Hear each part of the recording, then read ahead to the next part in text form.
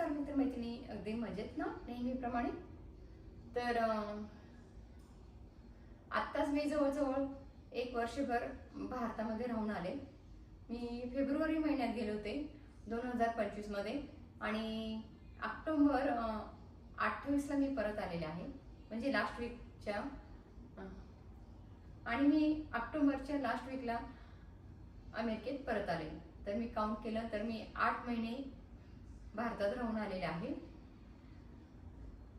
आईकडे. आणि म्हणजे आता 5 महिने होतील. तर तुम्हाला ह्या बॅगा बघून लक्षात आलं असेल मी कुठेतरी निघाले. तर आता एवढे महिने मी भारतात राहून आल्यानंतर परत मी भारतात जाते. तर कशासाठी जाते बरं, अचानक कसं? तर आता 20 दिवस झाले. तर आता 20 दिवसापूर्वी माझ्या नंदेचा फोन आला, व्हिडिओ कॉल. आणि मग माझे मिस्टर म्हणाले की फोन आलाय माईचा फोन आलेला. तर माझे मिस्टर खाली आले आणि ते म्हणे माईचा फोन आलेला. आणि त्यांनी आम्हाला सांगितलं की माझ्या मुलीचे लग्न ठरलंय आणि 12 एप्रिलला लग्न आहे आणि तुम्ही कन्यादान करणार आहात. आणि मी ऐकून जरा शॉक झाले. डायरेक्टच लग्नाचं निमंत्रण मिळालं की आम्ही असा मुलगा बघितला, असं काही नाही, काहीच नाही. मुलं बघणं चाललंय वगैरे, लग्नाचं चाललंय, काहीच नाही बोलणं वगैरे.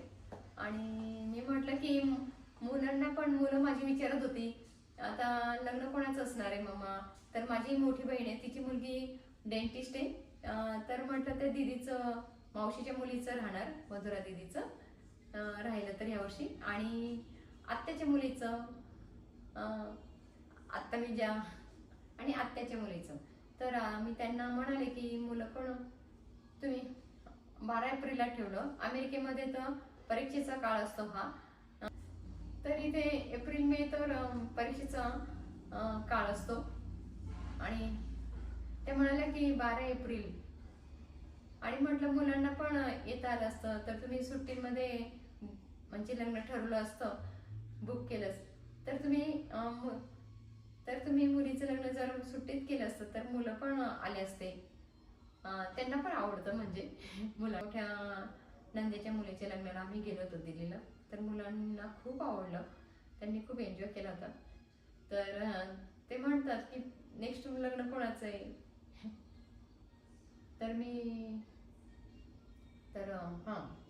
मी परत विषयावरती येते. तर त्यांना मी म्हणाले सुट्टीमध्ये केलं असतं तर मुलांना पण येता आलं असतं.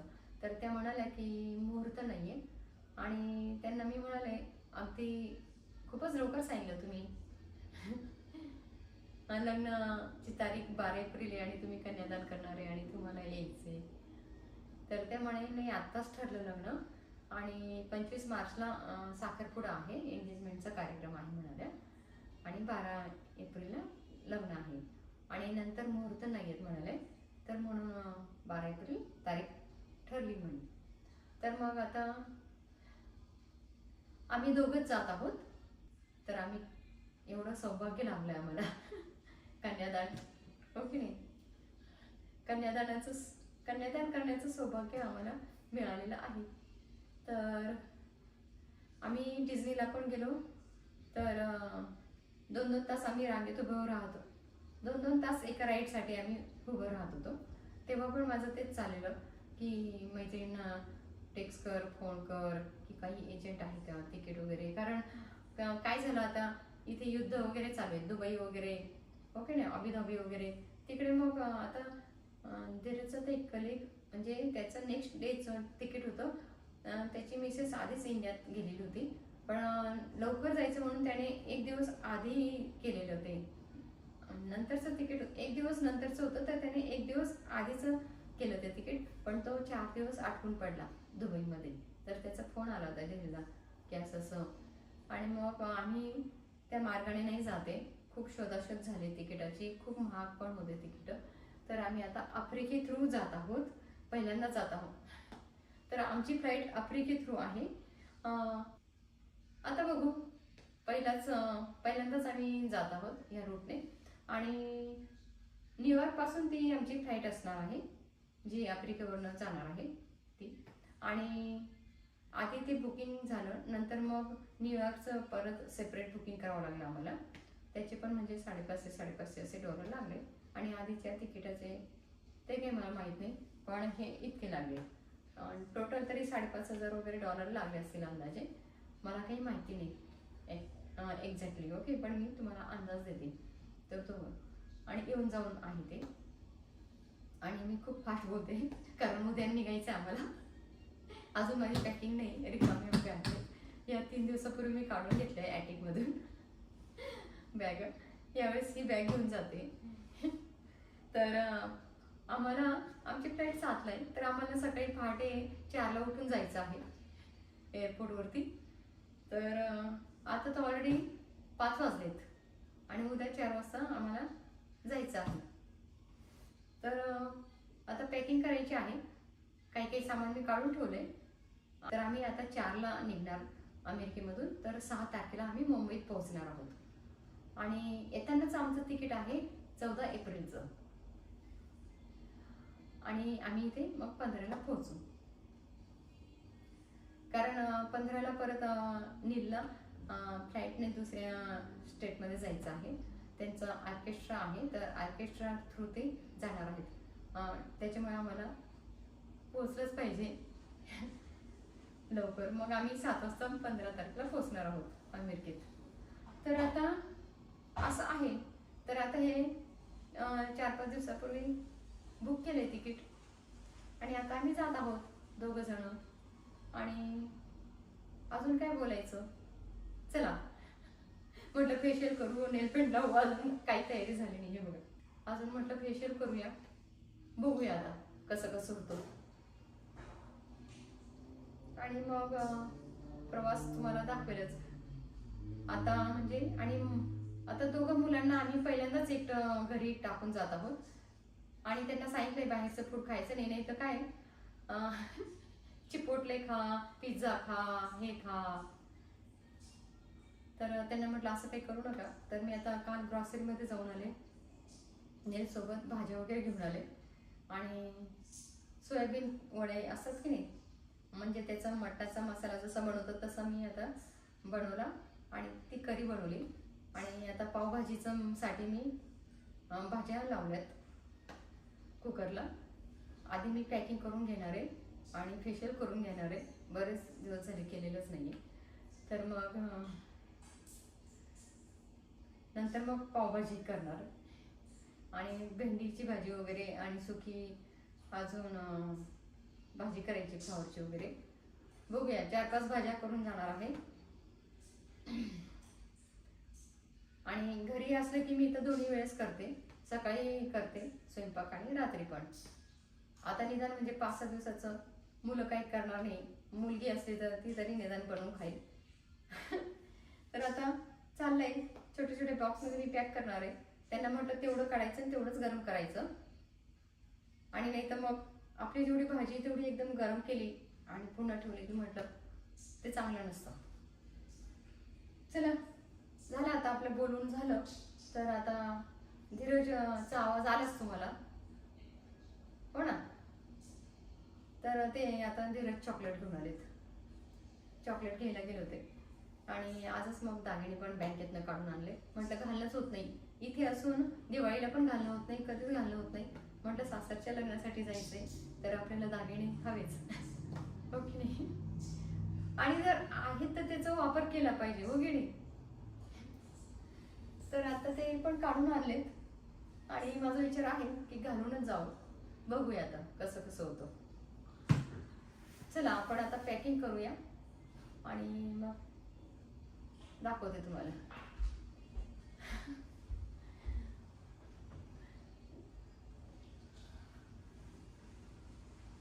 सोनू पॅकिंग करूया. तर चालू आहे का, बंद करा. चला मग असं आहे आता प्लॅन. फेशियल करायचं प्लॅन आहे आणि हे पॅकिंग करायचं प्लॅन आहे. तर आता विचार आहे काय करूया, आधी बघूया आणि मग भेटूया परत. ते बघा तिकडून सांगतात आमचे साहेब आधी पॅकिंग करा. आणि मग फेशियल काही ते तर म्हणतात किचनमध्येच नको जाऊ. त्यांना बाहेरचं आवडतं, ते बाहेर काही खातात म्हणून मुलांची पण काळजी नाही त्यांना, ते काही खाऊ दे.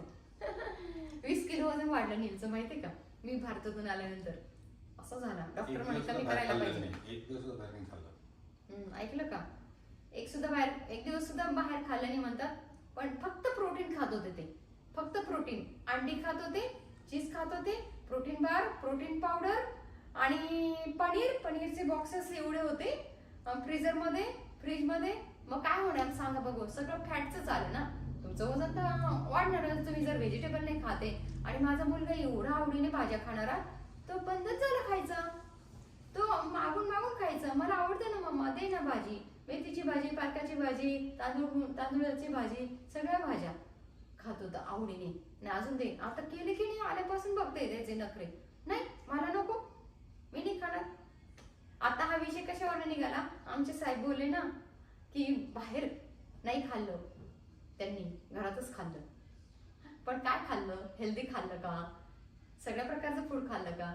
तुम्ही एकाच प्रकारचं फूड खाल्लं काय होणार आहे? आणि फॅट असलेलंच फूड खाणार तर काय होणार? तुमचं प्रोटीन तर वाढेलच खूप, आणि फॅट पण वाढणार, वजन पण वाढणार. आणि एक्सरसाइज नाही केली, एक्सरसाइज पण नाही करायला सांगितले मुलांना, काही नाही. त्याचं स्विमिंग पण बंद आहे, मला आता लावायचंय. चला बस झालं ते विषय, निघता मी तुमच्याशी बोलली. आता आपण साहेब म्हणतात ते पॅकिंग करून घे, आणि मग नंतर काय करायचं ते करूया, पॅकिंग करूया. आऊजी आणून घेऊ ना, तिकडे का बॅग तिकडे नाही. आऊजी नाही तिथेच. अरे तो ना म्हटलं तो फेशियल करून दे. तर मी आता परत आलेली आहे, तर मी फेशियल केलं आधी, आणि त्यानंतर मग पावभाजी बनवली, भरपूर भेंडीची भाजी बनवली, आणि कोथिंबिरीचे पराठे घेऊन जायचे, त्याचं पीठ भिजवले. आता रात्रीचे 10:30 वाजले, आणि मला वाटतं 7 दिवसासाठी चाललोय आम्ही. ऍक्च्युली 6 दिवसासाठीच चाललोय. आता आम्ही 4ला निघणार, उद्या 4 वाजता पहाटे निघणार आहे. आता रात्रीचे 10:30 वाजले, उद्या 4 वाजता उठून जायचं आपल्याला एअरपोर्टवरती, आणि 7 वाजता आमची फ्लाईट आहे. आणि 4ला जाऊन आम्ही 6ला पोहोचणार मुंबईत. आणि येताना आम्ही 12चं लग्न केलं की 13ला निघणार, आणि इथे 15ला पोहोचणार. तर मग किती दिवस राहिले आमच्याकडे? 6 तर पूर्ण गेलाच.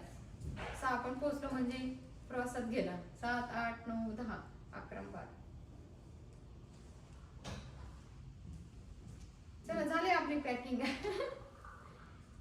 10:30 वाजले, आणि अजून चालू आहे पण पॅकिंग.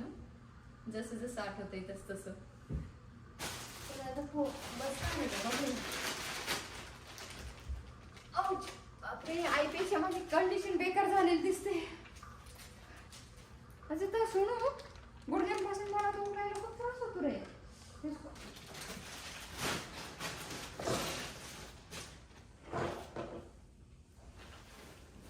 तर असं झालं, आता 10:30 वाजले, पॅकिंग चालू आहे. तर फेशियल झालं, नेलपेंट लावायची बाकी, म्हटलं जेल नेलपेंट लावूया. तर झोपायचंच नाही असं ठरवलं मी आता. तिला तिथे जाऊन लावूया. आणि मी 2-3 दिवस पूर्ण जागे राहू शकते. तर कोणाला वाटणारच मी झोपलीच नाही 2 दिवस, इतकी फ्रेश असते सगळे म्हणतात. चला तर आपण आता उद्या भेटूया. तर आपली पॅकिंग आता होते. लेट्स सी बाबू, हे बघा.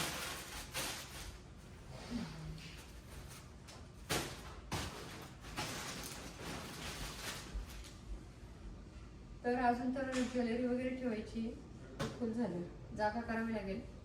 ज्वेलरी पण राहिली, बँगल्स वगैरे ठेवायचे राहिले आहेत. अजून सँडल राहिले, जाताना मी शूज घालणार आहे. तर हे बघा, 2 कॅरियन घेऊन जाणार आहे, आणि एक ही मोठी बॅग. आम्हाला 2-2 लगेज अलाउड आहेत, पण मी तिकडून बॉक्स घेऊन येणार आहे. एक आता जाताना बॉक्स नेणार आहे, यात तो घातला मी ऑलरेडी फोल्ड करून, आणि त्याच्यासाठी कवर पण घेऊन जाते.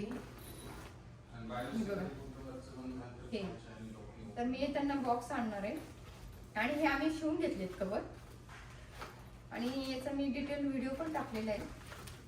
तर हे असं आहे आणि म्हणजे काही त्यांना डाऊट आला तर ते असं चेन ओपन करून बघू शकतात चेकिंगच्या वेळेस. तर आता हे पण घालायचं आहे आपल्याला. आईकडे आहेत, आई म्हणाली 2 पण त्याचे झिपर निघालेत. झिपर म्हणतात, झिपर नाही रनर. तर आता त्याचे रनर निघालेत. आईकडे पण आले. आई म्हणाली 2 बॅग. तर आता मी घेऊन जाते. याला आहे ऑलरेडी. तर चला पहाटे उठायचं आपल्याला. 4 वाजता परत भेटूया. आता झोपली तर खरं आहे, नाही तर मग डायरेक्ट एखादा तास 2 तास झोपते का बघूया. चला तर आणि माझे बर्थडेचे व्हिडिओ अजून राहिले अपलोड करायचे, कारण एडिटच नाही मला, मिळालेच नाही फोटो आणि व्हिडिओ. तर आता 2 दिवसापूर्वी मिळाले. एक कुठे तरी पण अजून व्हिडिओ नाही आणि नुसते फोटो काय टाकणार ना. तर आज विचार होता अजून माझ्या ननंदबाईंनी सांगितले ब्लॉग बनवायचे. माझा तो फोन पण फुल आहे, स्टोरेज फुल. अजून लॅपटॉप घ्यायचंय, व्हिडिओ कॅमेरा घ्यायचंय, सगळंच बाकी. तर एवढी आपली ही पॅकिंग झालेली आहे आणि काय काय राहिलंय ते आपण आता पॅक करूया. तर हा व्हिडिओ आपण आता इथेच संपूया. उद्या सकाळी भेटूया निघताना. Bye bye. हा व्हिडिओ पाहिल्याबद्दल धन्यवाद आणि तुमच्या मित्रमैत्रिणींना नक्की शेअर करा हा व्हिडिओ. असेच नवनवीन वेगवेगळ्या प्रकारचे व्हिडिओ तुम्हाला बघायला मिळतील, ट्रॅव्हलचे मिळतील. आम्ही भरपूर ट्रॅव्हल करतो, भरपूर शॉपिंग करतो, भरपूर इव्हेंट इव्हेंटचे पण बघायला मिळतील तुम्हाला. तर हे बघा आवाज येतोय घरामध्ये आता आणि मुलगा येणार आहे सोडायला. आता नील उठतो की नाही काय माहिती. नील उठला का उद्या? तर मोठा मुलगा येईल आम्हाला एअरपोर्ट वरती सोडायला. तर आमच्या घरापासून अर्धा तास लागतो आम्हाला. चला हा व्हिडिओ पाहिल्याबद्दल धन्यवाद आणि चॅनलवरती जर नवीन असाल तर चॅनलला नक्की सबस्क्राईब करा आणि बाजूला जी बेल आहे तीही दाबा, डिंग डिंग डिंग अशी. ओके चला आता ठेवूया आपण, उद्या भेटूया.